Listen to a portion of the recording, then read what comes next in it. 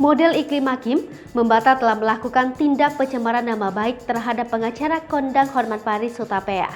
Pernyataan tersebut disampaikan Iklim Hakim setelah menjalani pemeriksaan di Badan Reserse Kriminal Polri Kebayoran Baru. Pemeriksaan Iklim Hakim terkait laporan Hotman Paris Hutapea ke Mabes Polri. Abdul, pengacara Iklim Hakim, mengatakan kliennya tidak pernah melontarkan kata-kata berbau pelecehan seksual untuk Hotman Paris Hutapea.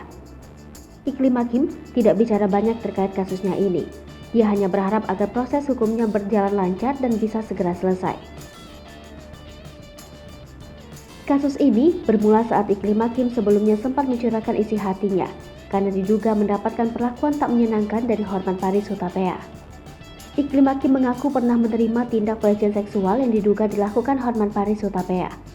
Saat peristiwa itu terjadi, Iklim Hakim masih bekerja sebagai asisten pribadi Hotman Paris Hutapea. Akibat pengakuan itu, Iklim Hakim dilaporkan Hotman Paris Hutapea ke Mabes Polri terkait pencemaran nama baik. Belakangan ini, Iklim Hakim menarik ucapannya.